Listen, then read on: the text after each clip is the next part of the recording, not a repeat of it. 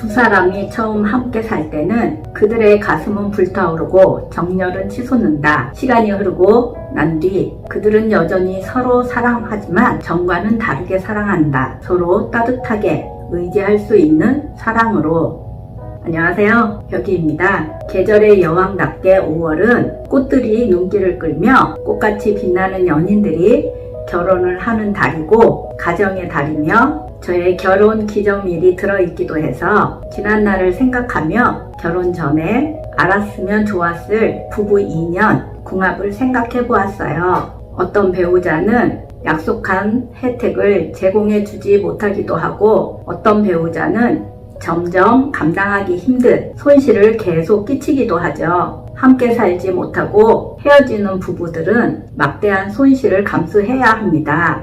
장기적 결혼 생활이 되지 못한다는 것은 그를 선택하고 구애하고 헌신하는데 썼던 모든 노력이 허사가 되어버림을 뜻하는 것이지요. 성공적이고 굳건한 결혼 생활을 위해서는 지혜와 계획적인 전략이 필요합니다. 그래서 결혼 전에 꼭 사주궁합을 보는 게 좋다고 생각해요. 왜일까요? 연애와 결혼은 다르기 때문이죠. 연애가 꿈, 이상이라면 결혼은 현실이며 얽히고 설킨 까베기처럼 꼬여있는 주어진 환경이기 때문이죠.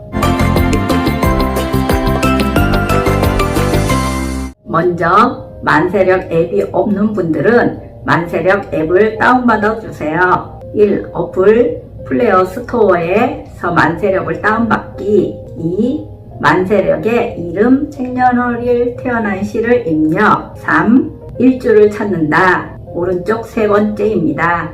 오른쪽에서 왼쪽으로 연, 월, 일시입니다. 당신 사주에 어떤 글자들이 있는지 확인해 보세요. 어떤 글자가 없고 어떤 글자가 많은지 확인해 보고 상대의 사주를 당신 사주와 비교해 보세요. 그림처럼 일지, 시지가 합의되면 부부가 한평생 함께 늙으면서 해로할 수 있어요. 당신 일간이 강하면 상대는 일간이 좀 약한 사주를 선택하는 것이 좋고 당신의 사주를 보충해 줄 수 있는 글자를 상대가 가지고 있으면 궁합이 좋습니다. 일지가 같은 글자로 이루어져 있다면 나의 생각과 마음이 같다는 것을 의미합니다. 속궁합이 좋다고 할 수 있죠. 월지 또한 합이면 더욱 좋겠죠? 남자 사주에 식신과 재성이 있으면 배우자에게 잘하고 식상이 없으면 소통이 잘 안되고 답답한 구석이 있어요. 여자 일주에 간성,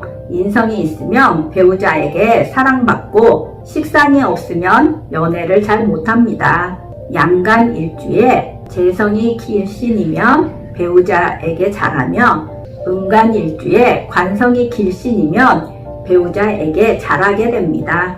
옛날에는 아들을 얻을 수 있는지 알아보기 위해 사주 궁합을 보았다면 지금은 성장하면서 서로 따뜻하게 의지하며 살아가기 위해 사주 궁합을 봅니다. 띠로 궁합을 볼 때에는 띠와 월지를 보았지만 지금은 일지, 시지로 궁합을 봅니다. 당신의 생각과 마음이 상대와 원활하게 통하는 것을 의미하기에 일지와 시지를 보는 것입니다. 사주로 궁합을 보는 것은 나의 사고와 배우자의 사고, 취미, 취향이 맞는지를 보게 되는 것입니다. 당신의 부족한 부분이 무엇인지를 아는 것이고 상대가 나의 부족한 기운을 채워줄 수 있는지를 알아보는 것입니다. 배우자가 경제력은 겸비했는지, 취미, 취향은 나와 일치하는지, 가계 경제와 가사노동 분담은 가능한지를 보기 위함이죠. 남자는 일해야 돼, 여자는 일해야 돼. 베이비붐 세대 결혼은 남편이 바깥일을, 아내는 집안 살림을 맡아 가족을 위해 희생하는 세대였다면 지금의 Y세대는 부부가 힘을 합쳐 합리적, 효율적으로 일처리를 해야 하는 세대로 변하고 있어요. 개인의 행복과 성장을 추구하는 행복의 공간이 되어가고 있죠. 일 다음으로 가정생활을 여기던 시대는 지났어요. 결혼은 그와 함께하는 머나먼 여정이기에 산행과도 같습니다. 가파른 곳도 있고 내리막도 있고 평길도 있고 꽃길도 만나게 되지요. 그러나 함께하는 배우자와 가치관, 사고, 바라보는 방향이 맞지 않는다면 문제가 생기는 것이지요. 남자는 앞만 보고 빨리 가려고 하는 스타일인데 여자는 나무도 보고 다람쥐도 보고 꽃도 보고 사진도 찍고 싶어 한다면 문제가 발생하겠죠. 서로의 배려와 양보가 없다면 산행을 재미있게 하기는 어렵다는 것입니다. 배려가 없다면 각자의 속도대로 따로따로 가서 정상에서 만나는 수밖에요. 오르막과 내리막에서 서로 손도 잡아주며 이끌어줘야 하는데 각자 따로따로 가야 한다면 결혼해야 할 이유가 없는 것이지요. 그냥 연애하면서 솔로로 사는 게 낫다는 것입니다. 결혼은 가치관, 취미, 취향이 일치하고 바라보는 방향이 같으면 어떠한 역경도 재미나게 헤쳐나갈 수 있는 것입니다. 사주팔자로 궁합을 본다는 것은 이런 의미입니다. 부부는 같은 곳을 바라보며 살아가는 동지이기 때문이죠. 세상 물정 모르고 철없는 20대의 남편을 만나 우여곡절도 많았고 이혼 위기도 겪으면서 30년을 살았어요. 남편과의 트러블이 생길 때에는 결혼 전에 사주궁합을 보고 결혼했더라면 하는 아쉬움을 갖기도 했지요. 30년이 넘게 굴곡진 삶을 살아오면서 느끼게 된 것은 같은 가치관과 같은 방향을 바라보지 못하면 이혼을 하게 될 수도 있다는 것입니다. 저는 남편이 어떤 사고를 하고 있는 남자인지 잘 모르는 상태에서 남편과 결혼했어요. 남편의 60%가 마음에 들었기 때문이죠. 장, 외모, 가족, 특히 키가 커서 더 마음에 들었어요. 남들도 60% 이상은 좋아할 수 있는 조건이었죠. 그런데 결혼 전 그 좋았던 모습들이 결혼 생활에서는 도움이 안 되고 방해가 되더라는 것입니다. 내가 좋아했던 모습과 행동이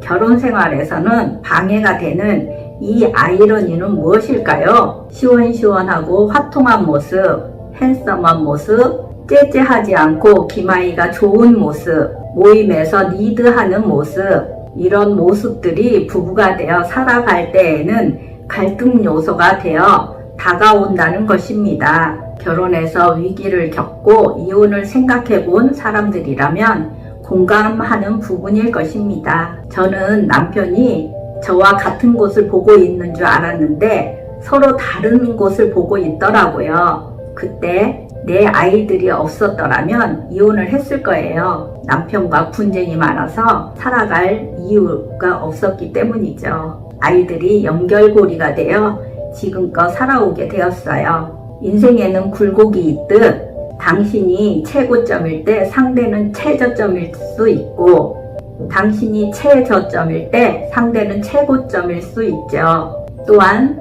상대와 당신이 같이 최고점과 최저점을 달릴 수 있어요.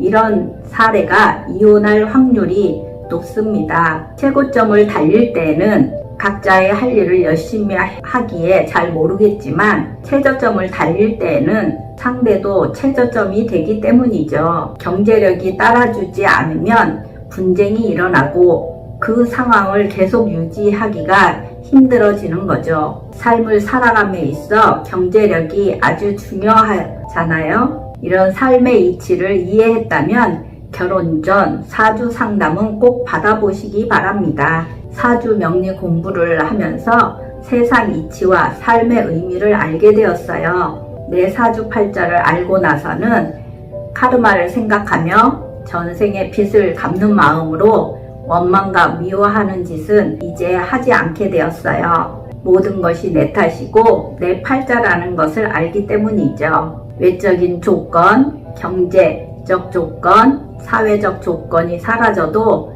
그 사람 옆에 머물 수 있는 걸 보니 천생연분 아닐까요? Y세대의 배우자 고르는 3단계 1. 도화를 작동시켜 많은 사람을 만나 안목을 키우고 자신이 좋아하는 스타일은 어떤 스타일인지 나에게 맞는 스타일은 누구인지를 알아보세요. 2. 역말을 써서 만남을 얇게도 가져보고 깊게도 만나보고 친구로도 만나보세요. 3. 화계의 단계로 열정이 식어 단점이 눈에 띄고 그 단점을 내가 받아들일 수 있을 때 그때 깊은 만남, 섹스를 즐길 수 있는 만남을 갖는 게 중요합니다. 상대도 마찬가지겠지만 내가 준비된 상태에서 아무 곳에서가 아닌 안정된 장소에서 섹스를 즐기는 것도 중요합니다. 뭐든 다 좋아 보일 때는 깊은 사랑이 아니다. 그 사람의 단점이 보이고 그 단점을 내가 견딜 수 있을 때가